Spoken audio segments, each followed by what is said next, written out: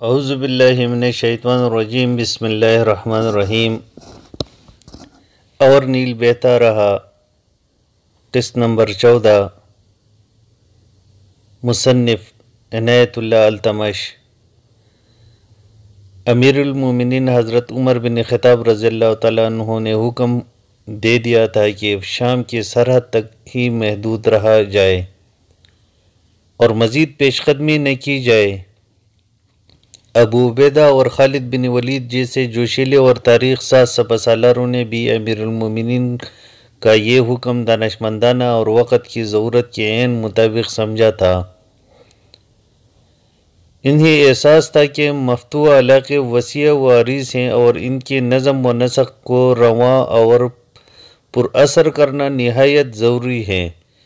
یہ کوئی دانشمندی نہیں کہ فتح کرتے چلے جاؤ، آگے بڑھتے جاؤ اور مفتوح لوگوں کو فراموش کرتے جاؤ۔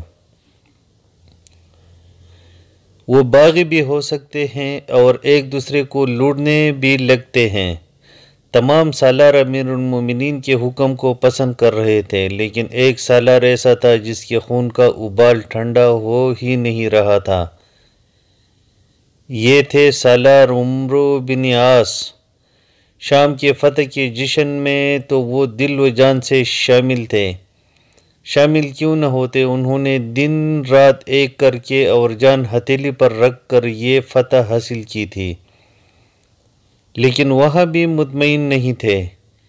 جس وقت حلب میں سپہ سالار ابو عبیدہ پہنچے تھے اور انہوں نے مجاہدین سے خطاب کیا، اس وقت عمرو بن عاص کسی اور شہر میں تھے۔ وہ جہاں کہیں بھی تھے، اپنے بے چینی اور اپنے بے قراری چھپا نہ سکے۔ انہوں نے صاف الفاظ میں امیر المومنین کے حکم کو غیر دانشمندانہ بھی کہہ دیا۔ کچھ دنوں بعد ان کی یہ بے چینی اور یہ احتجاجی باتیں سپہ سالار ابو عبیدہ تک پہنچ گئیں۔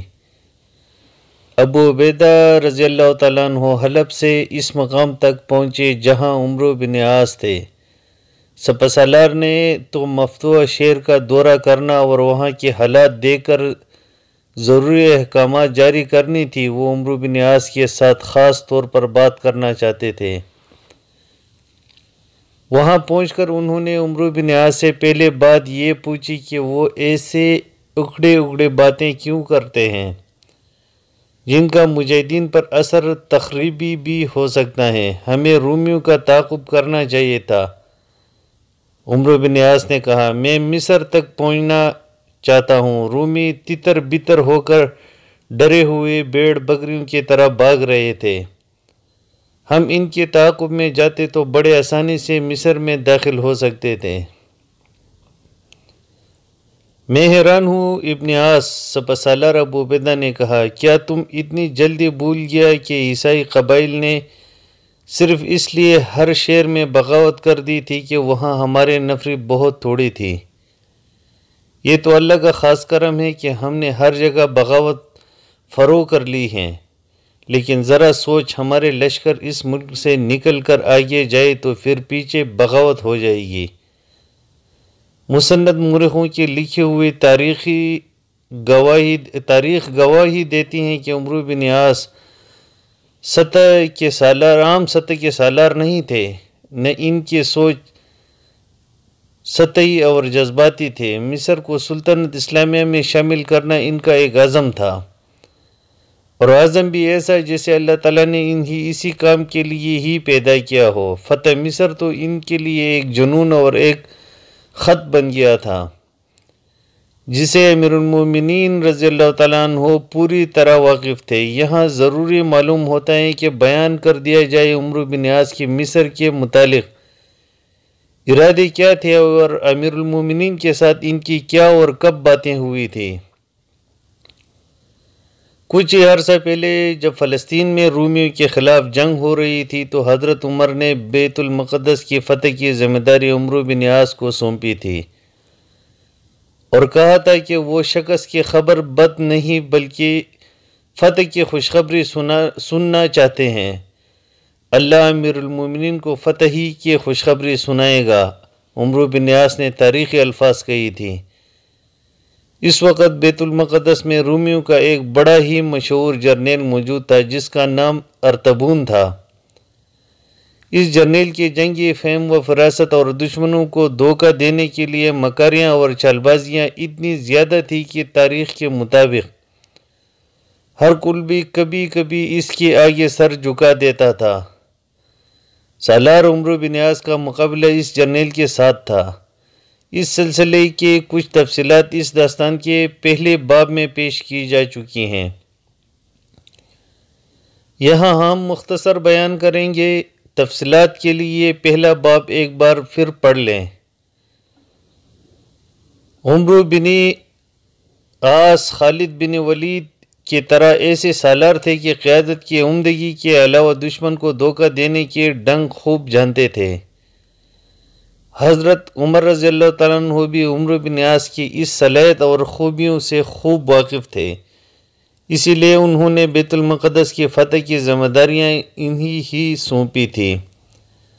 اس طرح امیر المومنین نے عمرو بن عاص کو ارطبون کے مقابلے میں بھیجا تو انہوں نے تاریخی الفاظ کہی تھی، ہم نے عرب کے ارطبون کو روم کے ارطبون سے ٹکرا دیا ہے، اب دیکھتے ہیں اس کا نتیجہ کیا سامنے آتا ہے۔ حضرت عمر ارطبون کی جنگی چالوں سے واقف تھے اور جانتے تھے کہ وہ میدان جنگ میں لومڑی جیسے مکاری اور چالاکی کو اس طرح استعمال کرتا ہے کہ اس کا دشمن چکرا جاتا اور سمجھ نہیں پاتا کہ کیا ہوا ہے، کیا کرنا چاہیے تاکہ دشمن دھوکے میں مارا جائے۔ امیر المومنین یہ بھی جانتے تھے کہ یہی اوصاف اور یہی صلاحیتیں عمرو بن عاص میں بھی ہیں۔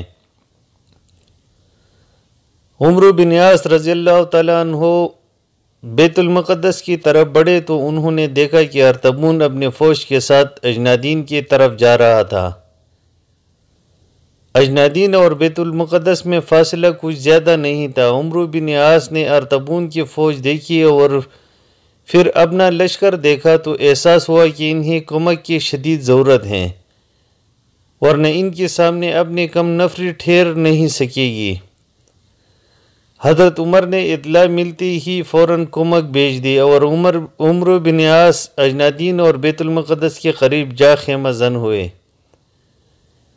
فوجی حملے سے پہلے انہوں نے یہ ترکیب سوچی کہ ان پر نفسیاتی حملہ کیا جائے، جس کا طریقہ انہوں نے اختیار یہ کیا کہ آپ نے 2 ایلچی ارطبون کی طرف اس پیغام کے ساتھ بھیجے کہ وہ صلح کا معاہدہ کرنا چاہتے ہیں، لیکن یہ ایلچی دراصل جاسوس تھے جن کا کام یہ تھا وہ قلعے کے اندر جا کر دیکھے کہ اندر کتنا لشکر اور دفاعی انتظامات کیسے اور دروازے کتنے کچھ مضبوط وغیرہ ہے۔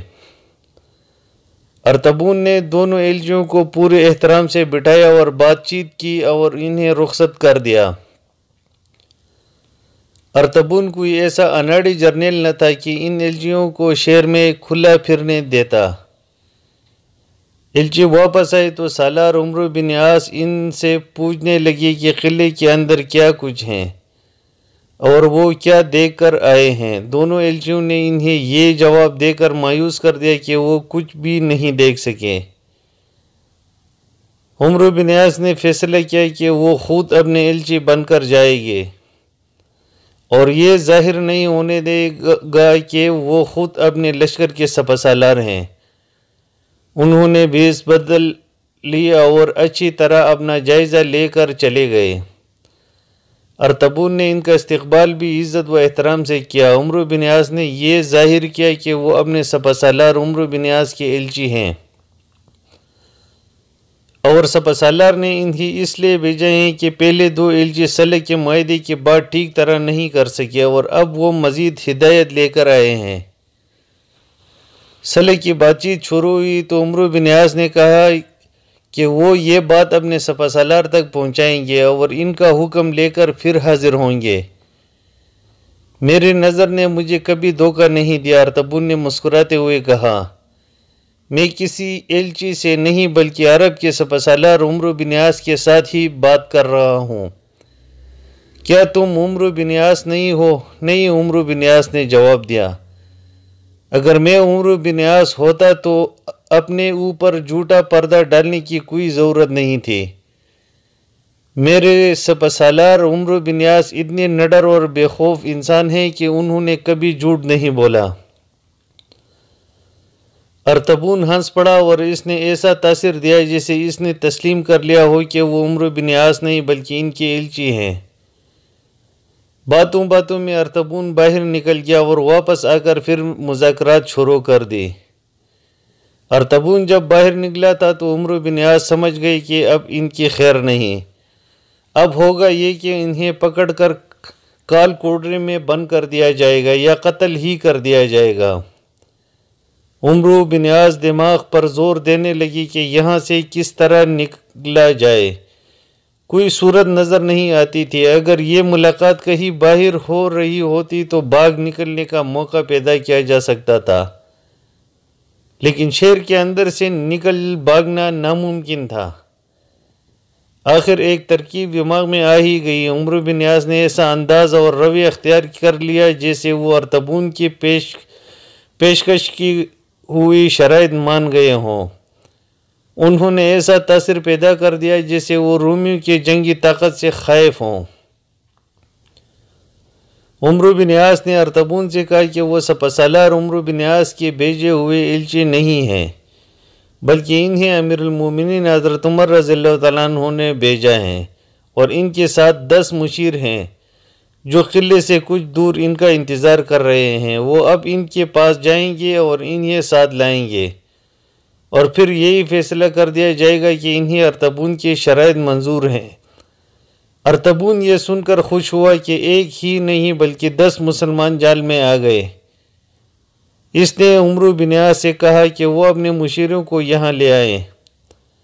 عمرو بن یاس وہاں سے نکلے، ان کے لیے قلعے کا دروازہ کھلا اور باہر نکلتی ہی انہوں نے گھوڑے کو ایڑ لگا دی اور اس طرح بچ کر نکل آئے۔ ان کے ساتھ کوئی اور مشیر نہیں گیا تھا، وہ اکیلے تھے اور ان کی آنکھوں میں دھول جھونک کر نکل آئے۔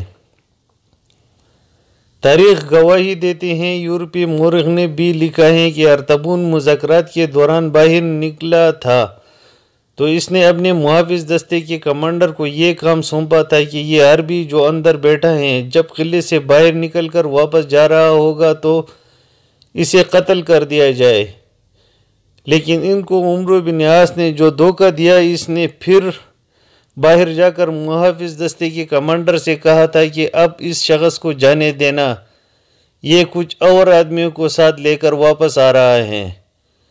ارطبون کو جب پتہ چلا کہ مسلمانوں کے سپاسالار عمرو بن یاس اسے دھوکہ دے کر زندہ نکل گیا ہے تو وہ غصے سے آگ بگولا ہونے لگا، اور پھر جو بھی سامنے آتا اس پر غصہ جھاڑنا شروع کر دیتا۔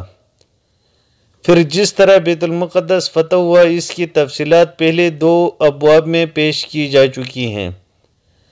ان تفصیلات میں اب ہم یہاں کچھ اضافہ کر رہے ہیں۔ بیت المقدس عیسائیوں کے لیے بھی اتنا ہی اہم مقام تھا جتنا مسلمانوں کے لیے، لیکن رومی عیسائیوں نے دیکھا کہ مسلمان پے در پے فتوحات حاصل کرتے آ رہے ہیں تو انہوں نے بیت المقدس کے تبرکات اور یادگاری ایشیا قسطنطنیہ کو منتقل کرنے شروع کر دی۔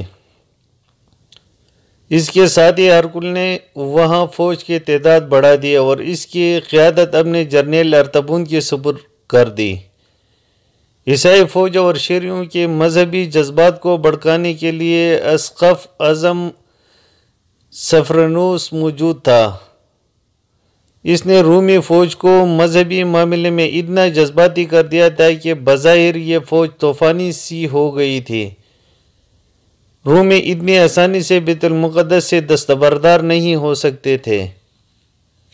سپاسالار عمرو بن یاس نے بیت المقدس کو محاصرے میں لے لیا، لیکن مقابلہ اتنا شدید اور خونریز تھا کہ محاصرہ کامیاب ہوتا نظر نہیں آتا تھا۔ عمرو بن یاس نے کمک کی شدید ضرورت محسوس کی اور امیر المومنین کو پیغام بھیجا کہ جس قدر کمک بھیجی جا سکے فوراً بھیج دی جائے۔ امیر المومنین حضرت عمر رضی اللہ تعالیٰ عنہ میدان جنگ کے اور ہر محاذ کے تازہ بتازہ صورتحال سے پوری طرح باخبر رہتے تھے۔ بیت المقدس کو تو وہ اور ہی زیادہ جانتے تھے۔ انہیں معلوم تھا کہ بیت المقدس میں ارطبون جیسا منجا ہوا اور گھاگ جرنیل موجود ہیں، اور ان کی تمام تر توجہ بھی بیت المقدس پر ہیں۔ ان حالات کے پیش نظر امیر المومنین نے فیصلہ کیا کہ وہ خود کمک لے کر بیت المقدس کے محاذ پر جائیں گے۔ امیر المومنین اچھی خاصی کمک لے کر مدینہ سے روانہ ہوئے اور جابیہ کے مقام پر جا قیام کیا۔ سپہ سالار عمرو بن عاص اور دیگر سالاروں کو وہی بلا لیا اور جنگ کا نیا نقشہ مرتب کیا۔ تاریخ میں واضح طور پر لکھا ہے کہ رومیوں کے جاسوس ہر جگہ موجود تھے۔ انہوں نے حضرت عمر کو ان کے لائی ہوئی کمک دیکھی اور پھر یہ دیکھا کہ انہوں نے تمام سالاروں کو بلایا ہے، تو یہ سارے خبر ارطبون تک پہنچائی۔ ایک روایت یہ بھی ہے کہ ارطبون خود بیس بدل کر گیا اور مسلمانوں کا یہ سارا لشکر دیکھا۔ عارضی طور پر مسلمانوں نے بیت المقدس کا محاصرہ اٹھا لیا تھا۔ ایک معجزہ ہوا، وہ یہ کہ اسقف اعظم سفرنوس نے ایک ایلچی اس پیغام کے ساتھ بھیجا کہ حضرت عمر خود بیت المقدس آئیں اور تو صلح کا معاہدہ کیا جا سکتا ہے۔ حضرت عمر اور تمام سالار یہ سمجھے کہ رومی جرنیل ارطبون انہیں دھوکہ دے رہا ہے۔ بہت سوچ بچار کے بعد حضرت عمر بیت المقدس جانے کے لیے تیار ہو گئے۔ حضرت عمر جس لباس میں اور جس طرح بیت المقدس کو روانہ ہوئے ایک دلچسپ انگیز اور خیال افروز داستان ہے، لیکن یہاں موضوع کچھ اور ہیں، اس لیے دیگر تفصیلات سے ہم گریز کر رہے ہیں۔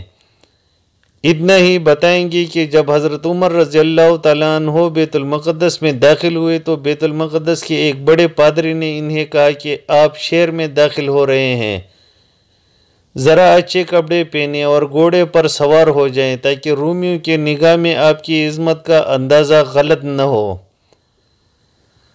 حضرت عمر نے اس پادری کو جو جواب دیا وہ تاریخ کے دامن میں آج تک محفوظ ہے۔ امیر المومنین نے کہا، ہمیں اللہ نے جو عزت بخشی ہے وہ صرف اسلام کے صدقے بخشی ہیں۔ اسلام میں لباس اور گھوڑے عزت اور عظمت کا باعث نہیں بن سکتے۔ ہمیں ایسی چیزوں کی ضرورت نہیں، عظمت انسان کے ہوتے ہیں، لباس اور اعلیٰ نسل کے گھوڑے کے نہیں۔ اسقف اعظم سفرنوس خود حضرت عمر کے استقبال کے لیے باہر آیا اور عزت و احترام سے اپنے ہاں لے گیا۔ توقع تو یہ تھی کہ مذاکرات ہوں گے، دونوں فریق اپنے اپنے شرائط پیش کریں گے اور بحث و مباحثہ ہوگا، اور شاید پھر بھی مذاکرات کامیاب نہ ہوں، لیکن ہوا یہ کہ اسقف اعظم سفرنوس نے کہا کہ معاہدے کی شرائط حضرت عمر اپنے ہاتھ سے لکھیں۔ حضرت عمر رضی اللہ تعالیٰ عنہ نے معاہدہ اپنے شرائط کے مطابق لکھا، جو سفرنوس نے بلا چوں چرا قبول کر لیا، اور یوں بیت المقدس مجاہدین کے جھولے میں آ گرا۔ امیر المومنین اور ان کے سالار حیران تھے کہ ارطبون کہاں ہے۔ امیر المومنین نے سفرنوس سے پوچھا تو جواب ملا کہ اپنے ساتھ کچھ فوج لے کر رات کے اندھیرے میں نکل گیا تھا اور اس کی منزل مصر ہے۔ مطلب یہ کہ ارطبون مسلمانوں کے پے در پہ فتویٰ اور طوفان پیش قدمیاں دیکھ کر جان گیا تھا کہ یہ مسلمان بیت المقدس بھی لیں گے اور اس کی فوج کا قتل عام بھی ہوگا۔ جنگ مبصر اور وقائع نگار لکھتے ہیں کہ ارطبون نے اپنے فوج کی ذہنی حالت بھی دیکھ لی تھی۔